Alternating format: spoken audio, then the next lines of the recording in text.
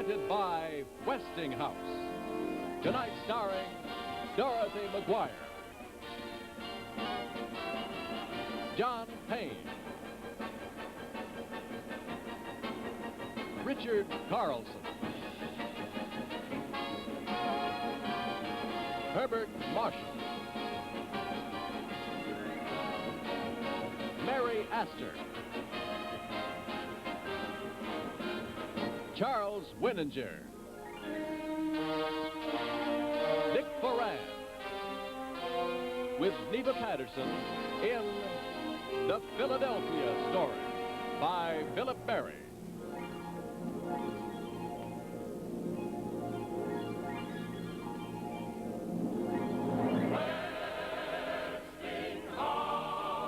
For the best of buys in electrical appliances that make your home more efficient.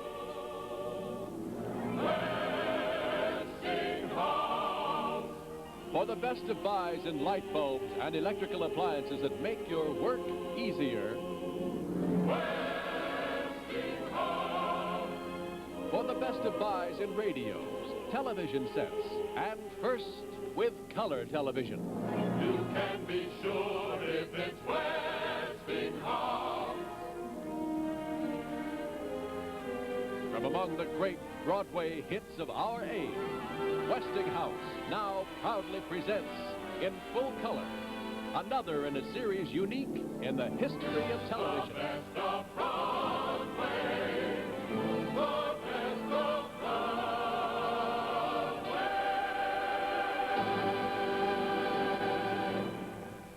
Now, Act One of The Philadelphia Story.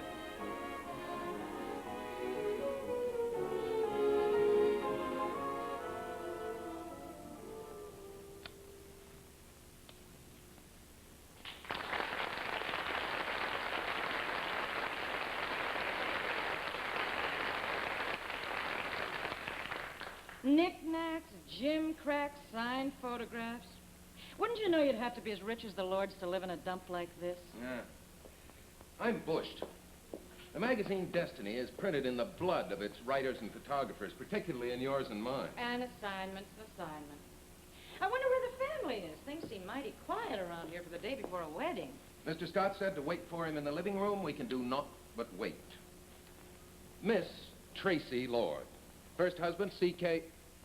Can you imagine what a guy named C.K. Dexter Haven must be like? I knew a plain Joe Smith once. He was only a clerk in a hardware store, but he was an absolute louse. Also designs and races sailboats, class boats, I believe they call them. Very upper class, no doubt. Don't despair. That marriage only lasted 10 months. He's out, and Kittredge, man of the people, is in. Yeah, and from all reports, quite a comer, this fiancé. Look here, George Kittredge, age 35. Since last year, manager, Quaker State Coal Company. Up from the bottom. Poor guy. Wonder how he ever fell for Tracy Lord. Oh, I imagine she's a young lady who knows what she wants when she wants it. The young, rich, rapacious American female. There's no other country where she exists. Oh, I'll admit the idea of her scares even me. Would I change places with her for all her wealth and beauty? Boy, just ask me. Ah, Mr. Scott. Hello again.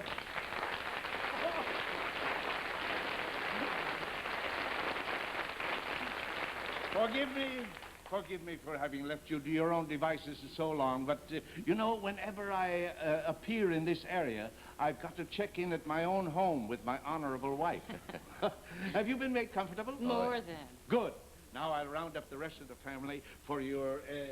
Oh, they don't know about us, do they? I mean that we're covering the wedding for Destiny. Well, pleasant or not, don't you think? Oh, much. Look, Mr. Scott, why don't you just throw us out? I hope you'll never know. I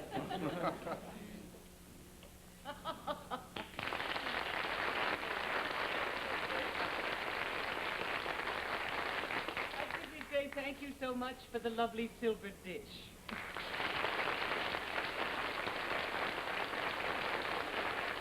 Here's the tab. Old Dutch muffiner, circa 1810. What the... I'm simply enchanted with your old Dutch muffiner, with which my husband and I will certainly hear any old muffin coming a mile away. Hello, Uncle Willie. Where did you come from? Oh, just down from New York. How are you, Uncle Willie? Oh, hello, Tracy. Your great Aunt Geneva is certainly spreading herself for your party. Why aren't you married in church? Because I like it here in the parlor so much better. Well, that's not the point. The point is that I have thousands invested in that church, and I'd like to get some use out of it. Thomas? Mr. Connor and Miss Imbrie have been settled in their room, sir. I think they're waiting in the living room. I understand. Yes, Thomas. What's all this? Mr. Conran, who? Macaulay Connor, his name is, and Miss Elizabeth Imbrie. Yes. You see, the guest rooms in our house were long since booked, so I'm putting them up here for the wedding. They're very nice. You like them? You ask people to stay in our house without even asking us? I think it's very queer. I think it's queerer than that. I think it's paranoid. Elizabeth Imbrie, I know that name. She's a... Holy moly, she's a photographer and a famous one. They're from that magazine, Destiny. Destiny sent them here. Well, they can go right back again. I'm afraid not. Not until they get their story. Story? What story? The Philadelphia story. And what on earth is that? It was my suggestion, in the nature of a trade, you might say. You see, the editor of Destiny and I are passing acquaintances. And last week, he sent me some press proofs. An article all about Broadway and finance. And a good portion of it has been devoted to the examination of your father's large financial interests in 3 plays for a little dancer named Tina Mara. And why he's living in New York instead of here with his family, I'll bet. Something like that. Great heavens. So we're to let them publish the inside story of my wedding in order to cover Father's wretched little antics. Well, it was the only explanation. Well, if we have to submit to it, to save Father's face, which incidentally does not deserve saving, I'll give them a story.